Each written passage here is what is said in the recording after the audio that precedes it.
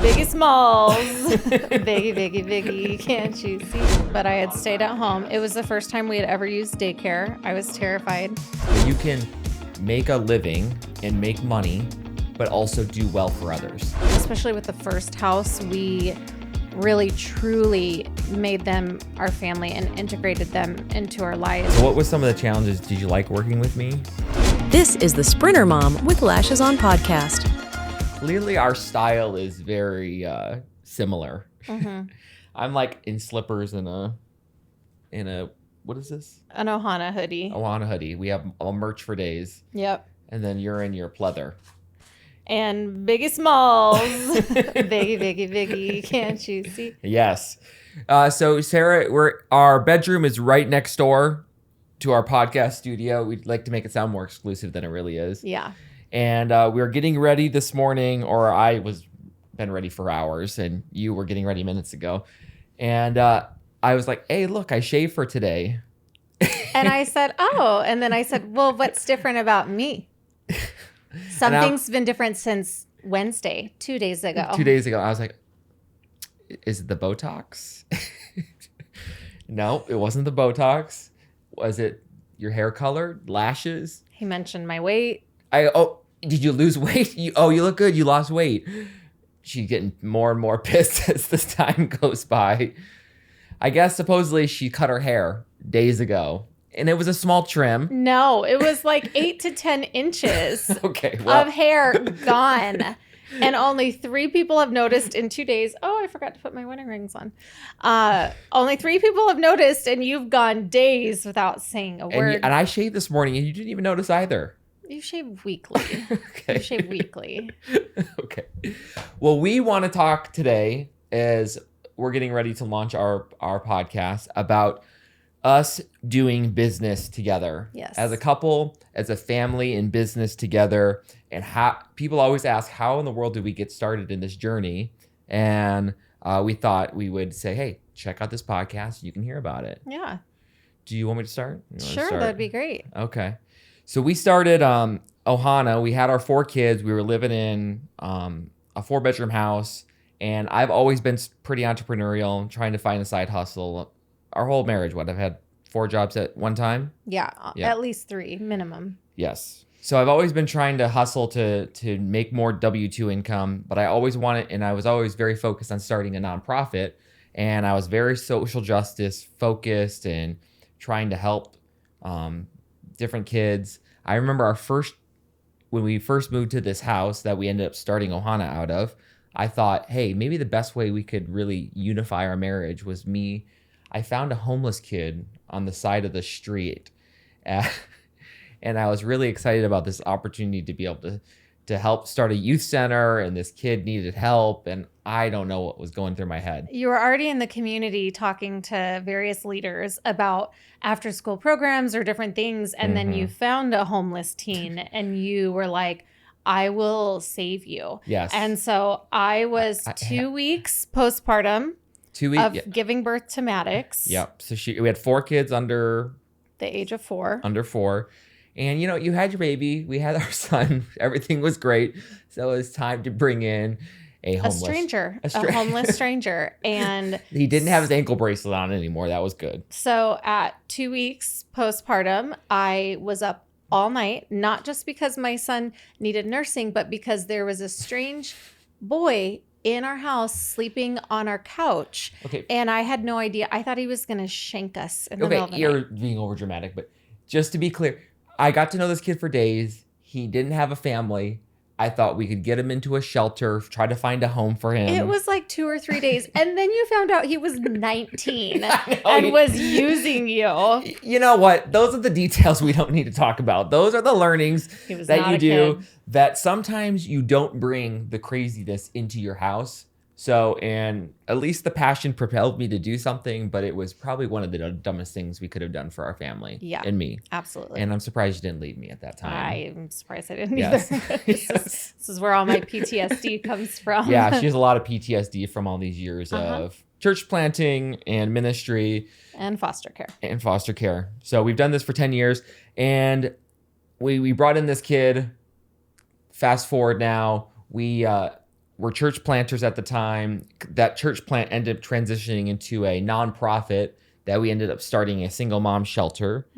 Got this amazing group of community around us, and we served probably 20 single moms and their kids in this house, and it was a beautiful thing. Yes. And but at the same time, we were struggling to make enough money. We had 4 kids. Actually, at that point, we had Pima as well, our other we had daughter. 5 kids. She had 5 kids in our home, and I was like, how do I create this vision that I have for our life and create revenue and money that we can be able to support ourselves?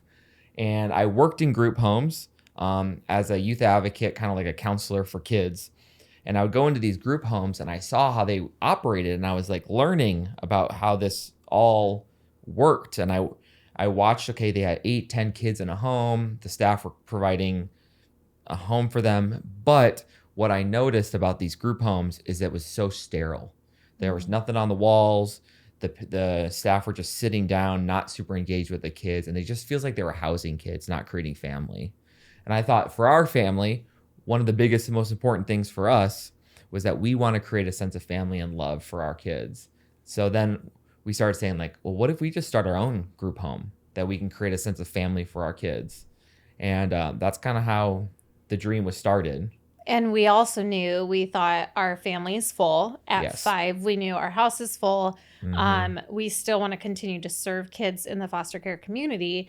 But how do we do that outside of our home? Absolutely.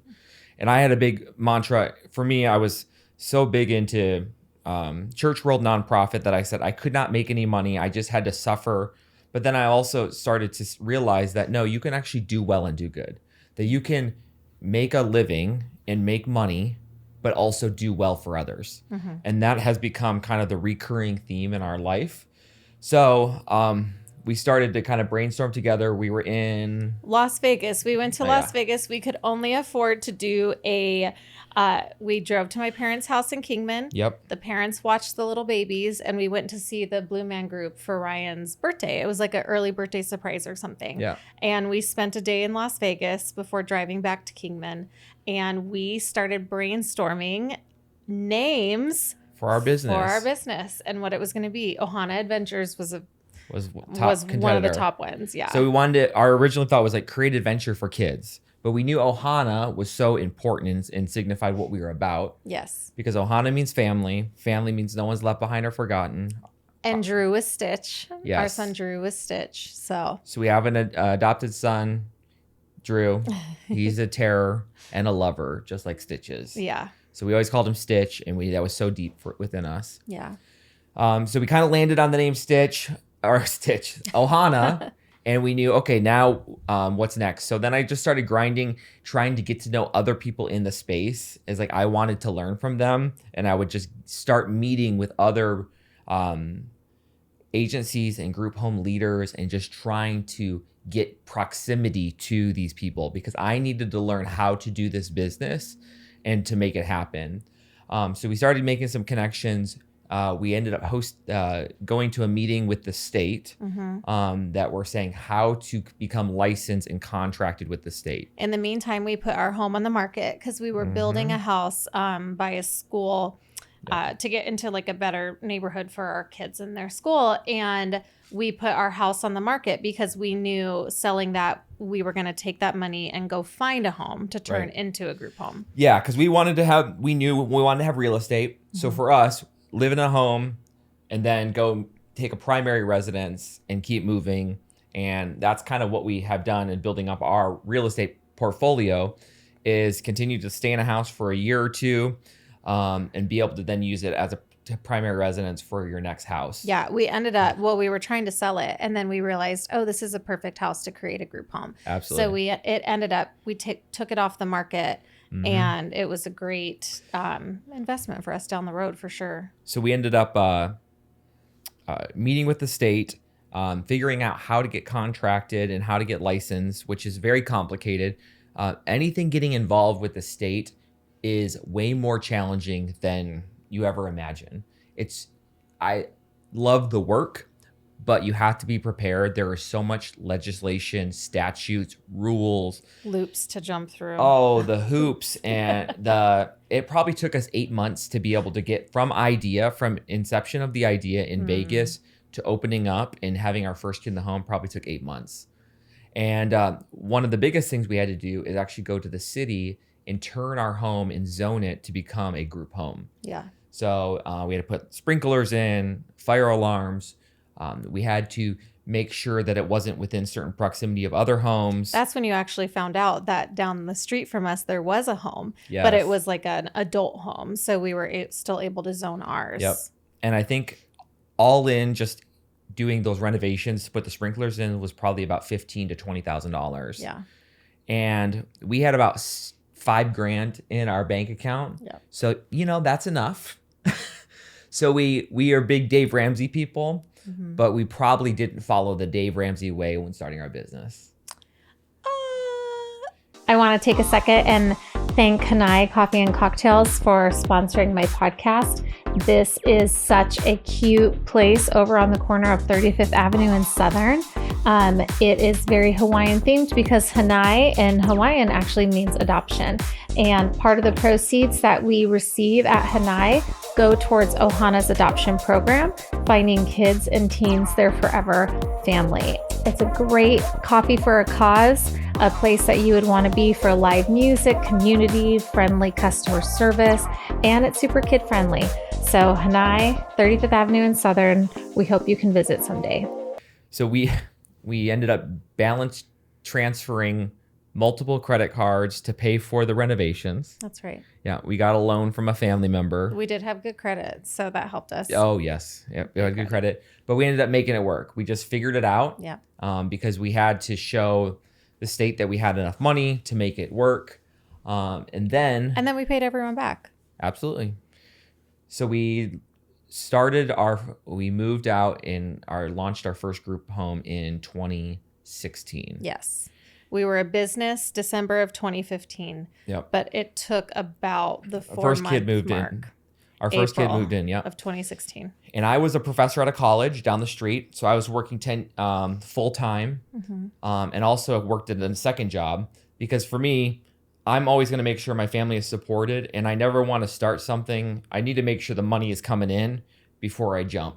So I'd rather continue to grind and make it work and straddle both things as best I can before going all in. But the group home became my full-time job. Yes, it did. So I was the group home She was manager. a teacher, very qualified. Yeah.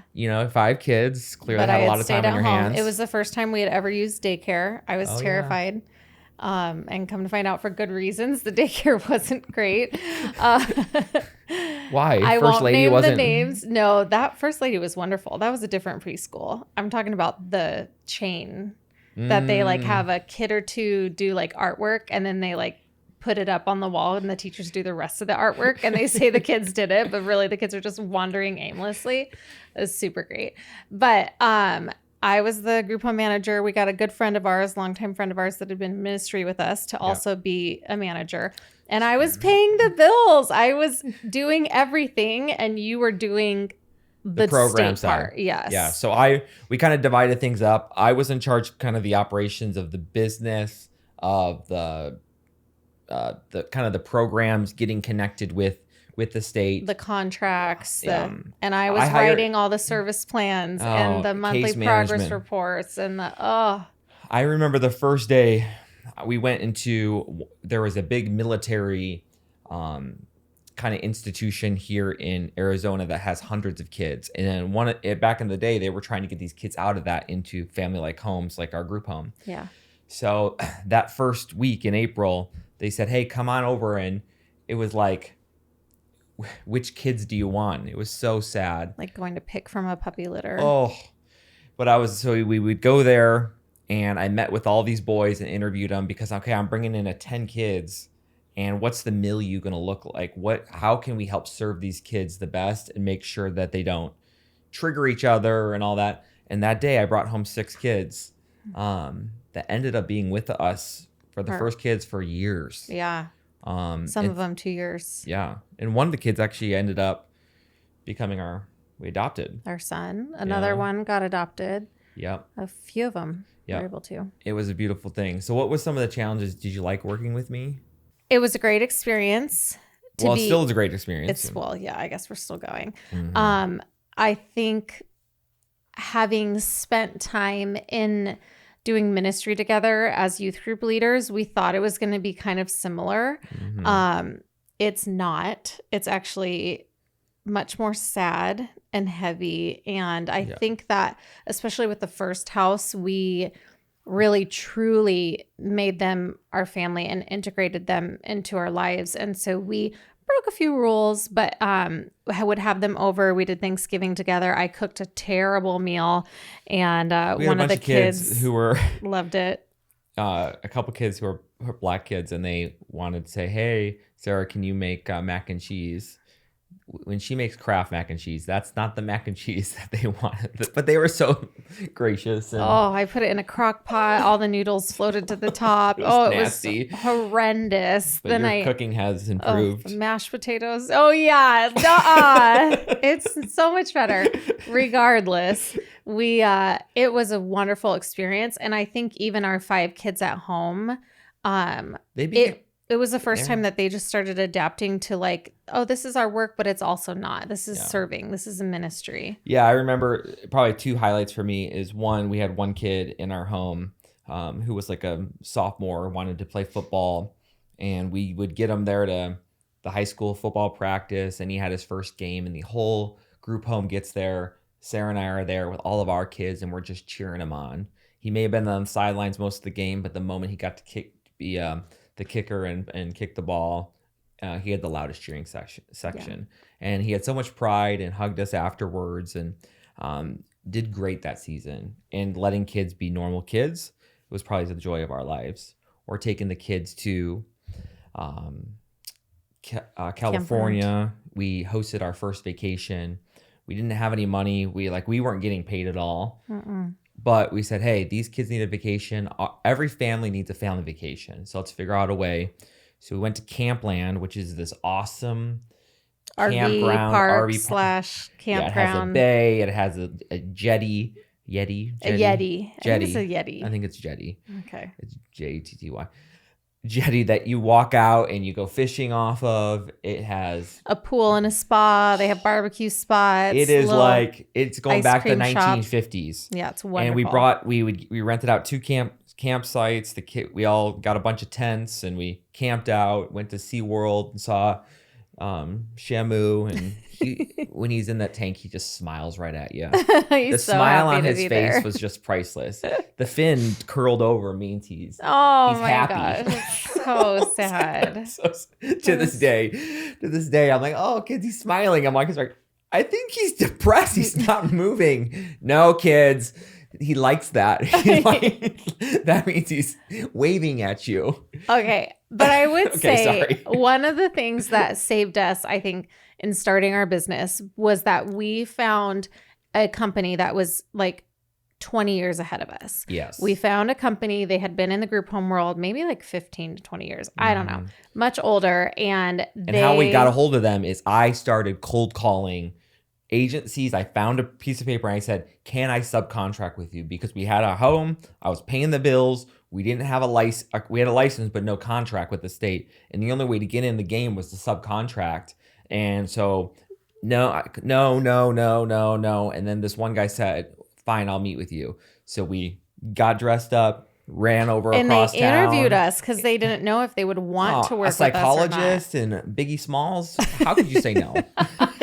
But so I would say we paid them monthly for a year to mentor us. And that, I would say, was probably one of the biggest investments we could have made starting, because not only did they teach us how to like cut throat, do all the things that the state expects, but they walked us through hard things, and we can still call each other today and answer questions for each other. Yeah, I probably say that is probably one of the biggest things that made us successful. I agree. Was that one, they taught you how to do compliance.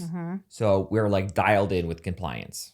They hooked us up with companies that helped with bills and other various helped us things, learn how to receipts. do payroll. I mean, we had our first 8 employees. Like, what do you even do?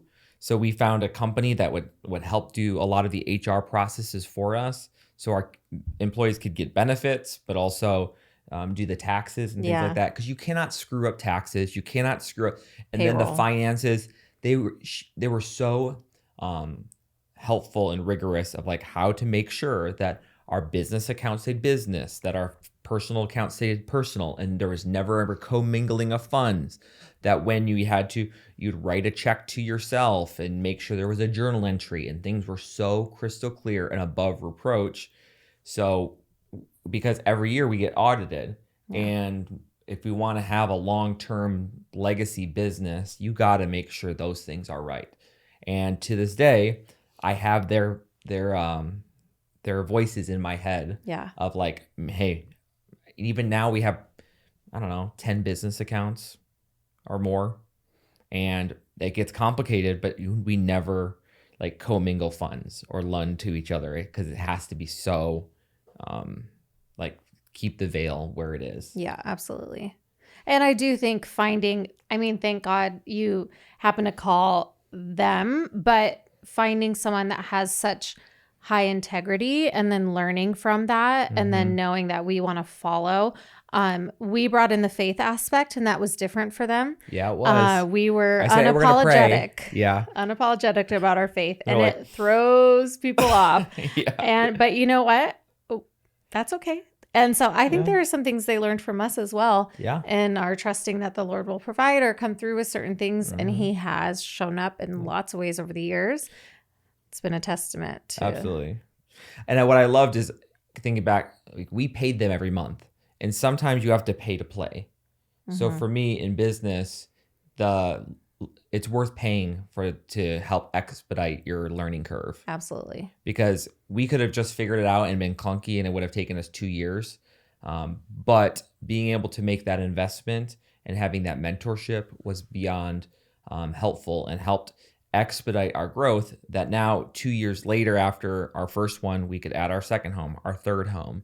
Now we're at our 40th home, and we're, if not the biggest, one of the biggest providers in the state. And our mentors that mentored us, we actually ended up acquiring their company just a year ago. So we took over their company and all of their team members and employees. They're in the retirement stage of their life, and Ryan's like, I got years, let's go. Yeah, I may be balding, but I still got a lot You're of not that energy old. left. Yes. Yeah, you do. So watching, and I was just talking to him this morning about some other stuff. So it's like a long-term friendship that continues on. Yeah. And that was definitely well worth it and helped us be successful. Yeah. What'd you think of how did you balance being a mom and a business owner? And do you think we did it well? Like I feel like now, 8 years later, we turn off business in our brain a little bit, or maybe it's just like so integrated into our life. We talk about it, but it's not like, stop talking about the kids, stop talking about the business, stop answering the phone at home. Yeah, I think at the beginning, especially starting up, we knew like when you're all in and it's all hands on deck. And so I think at the very beginning, we did get a lot of phone calls. We were working a lot more.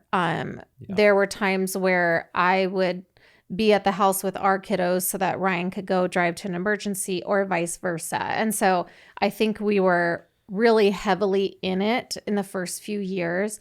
And, we adjusted our holidays and did different things so that our kids could do some things, but then we were working.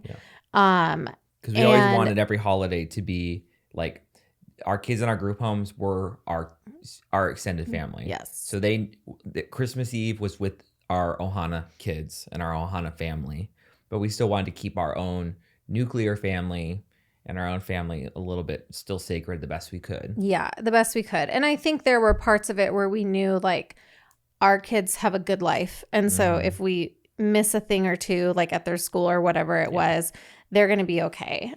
Because in the big picture, we're dealing with kids that have had very hard upbringings or don't have parents at all. And so that kind of shifted. But we also were as time went on, really careful. I stepped out of being in the home because I was driving to many court cases, doctor's appointments. I was like doing the nitty gritty work of being a mom, but also a mom at home. And I think that was really taxing on me. Yeah. And very so that was draining. like when we first started, we were just like all in and doing every single detail thing. And we had to we had 8 employees, but they were all just as green as we were. And it was like, we're all together.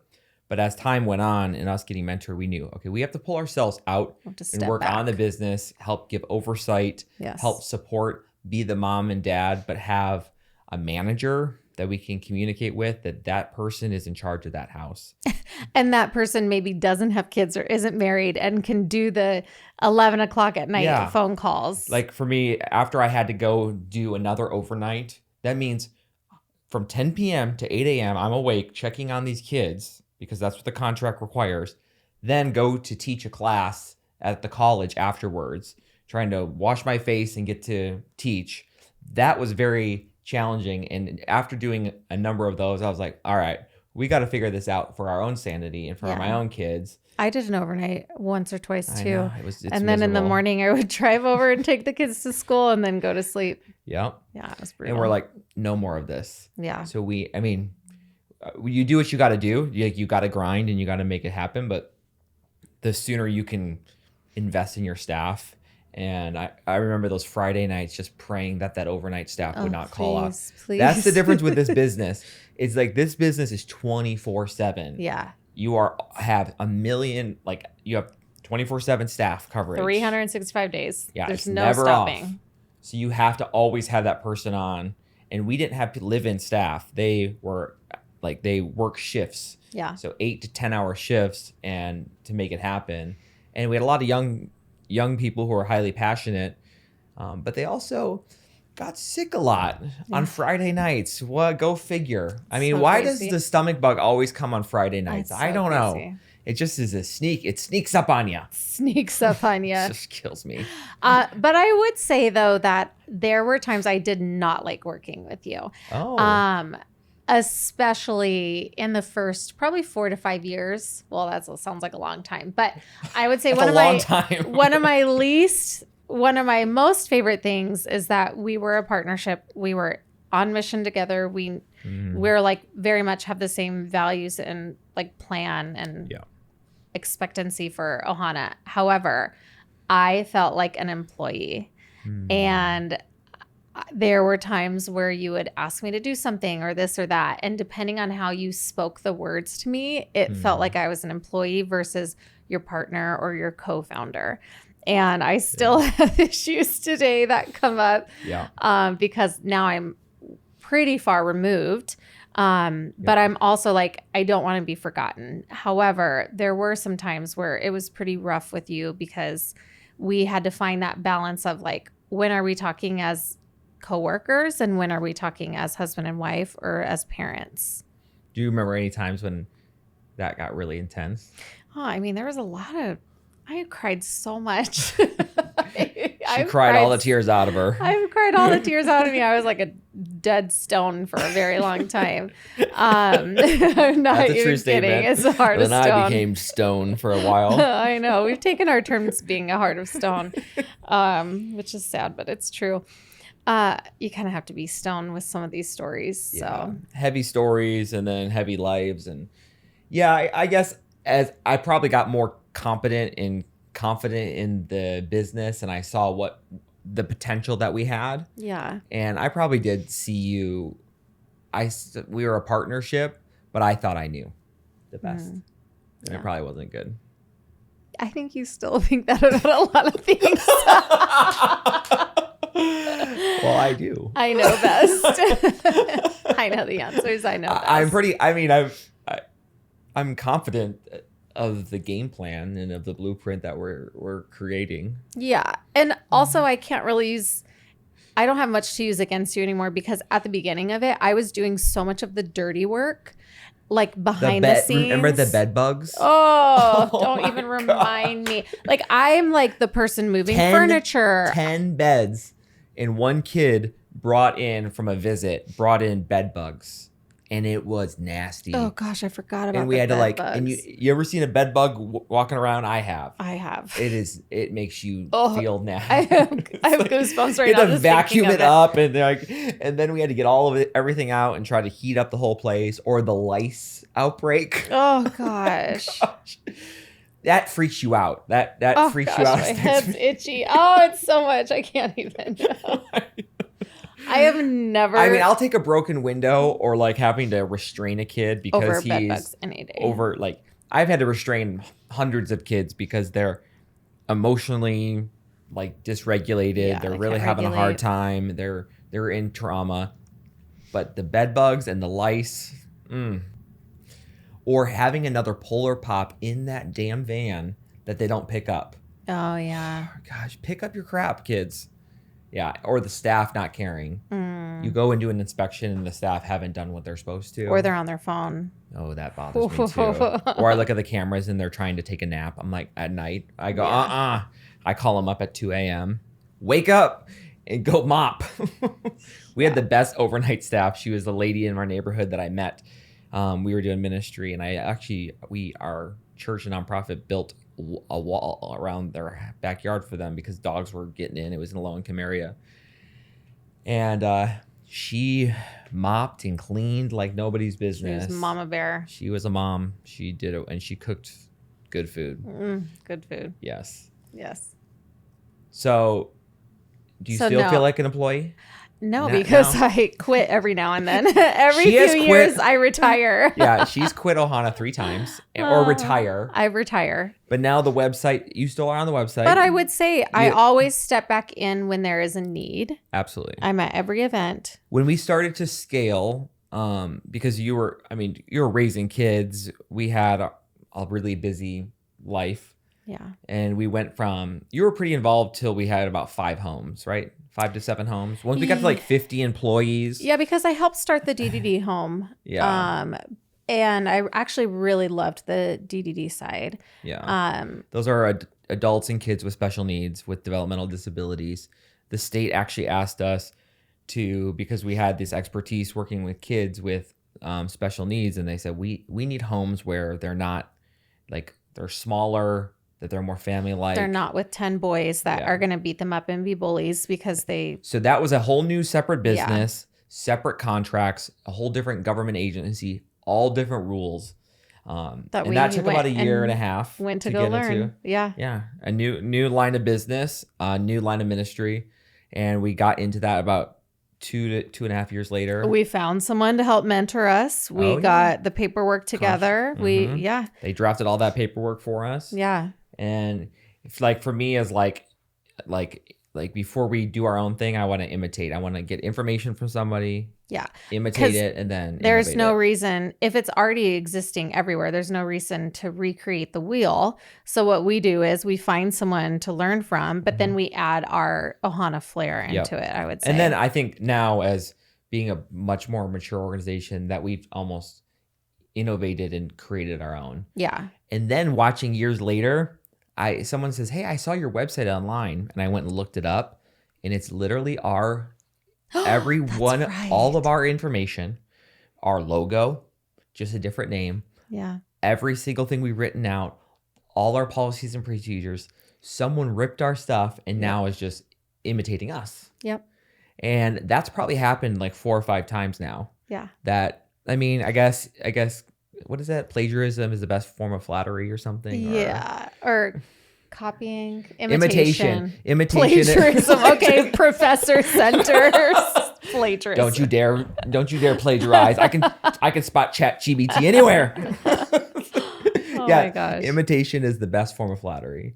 So when these businesses imitate us, it's very it rubs me the wrong way at first, but I'm like, you know what? I'm just gonna keep doing my thing. But also that taught us to like coin our stuff. Yeah, totally. I know. It's ours. And then when now people want to consult with us in regards to that, and we're like, all right, well, you're gonna have to pay. Yeah, absolutely. Because I'm not. Yeah. This information ain't free anymore. My time for coffee chats, I used to do a lot of coffee meetups with people that just wanted to learn. No, I don't got time for that. And I'm like, at this point, we had 6 kids. Mm-hmm. We were both working full time, you overtime because you're always doing 2 or 3 jobs. And I can't do any more coffee breaks. And so if you want to bring your kids and come to my house and be at my house and pick my brain at my home while I'm doing the stuff I need to do, that's fine. I wouldn't do that anymore, but I used to. Yeah. I would in a different way. Yeah. Through coaching and things like that. But yeah, we now kind of looking towards the future, we have 9 kids in our home. Mm-hmm. That's a whole nother story. Mm-hmm. But we have Ohana now has 550 employees. We had a chance this last year. We had a big, huge staff meeting yesterday and got to celebrate with all of our staff that we served like 450 foster youth last year, 50 special needs adults. In December, we gave away $250,000 of just bonuses to our staff, which was a big honor that we've never been able to do. It's like we had a little bit of profit and we're like, okay, what's the best way? Well, our people is the best way to do it. So, we ended up doing that and it came back to us. Like these people were really, really grateful. I felt like it. And I would say that over time, because it used to be us in the thick of it doing a lot of the work, but really as time has gone on, people have taken ownership of their own group home that they're running. Mm-hmm. They create the Ohana within it. Yeah. It's like this one big Ohana, but each home reflects how we would want it to be run. And there wouldn't be 40 homes if we didn't have excellent staff, passionate staff doing the work that they're doing. Because we can't be in the thick of that anymore. We can't be in the homes. But to see the managers, to see the work that they do, to see the way they love on the kids and the family. Watching like their at graduations and they're creating these meals. Yeah. And what is the big honor is like now the culture, I feel like in our job now is to steward the culture of Ohana, is to make sure that they understand the values and what we're about. Mm-hmm. And we have these pillars of creating family and let kids be kids, let them have normal lives and let them create a sense of hope Provide for their hope. love. Yeah. Like if they're not, we're like laser focused on that. Are they doing that really well? And then we'll reinforce it like crazy. Yeah. But if a staff is violating that, then that's where we need to have a conversation. Yeah. And our job now is to really be that for our team. Yeah. And help drive the vision, because we have a great team now, and we're like, I don't even necessarily tell you all the vision in my head. No, I don't even know where Ohana is gonna go. Like I know it's grown, and I know that 2023, there's just been so many lives that we've impacted as a company. Yeah. But yeah, the sky's the limit for you. And I just feel like I go on the ride. Yeah. Now we're looking at kind of diversifying our continuum of care. So we're helping with not just providing housing, but our support services.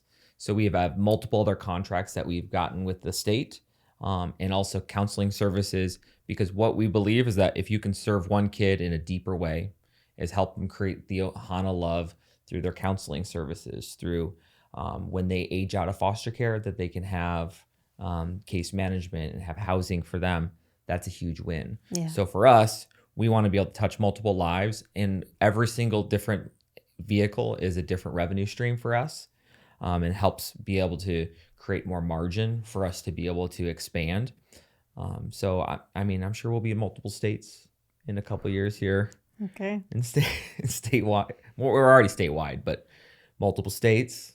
We'll see what else the Lord has. She's not even ready to hear that. All right. Well, thank you, babe, for coming on the show. Oh yeah, of course. Yeah, I'm so happy thank to you be for here. coming out of our bedroom.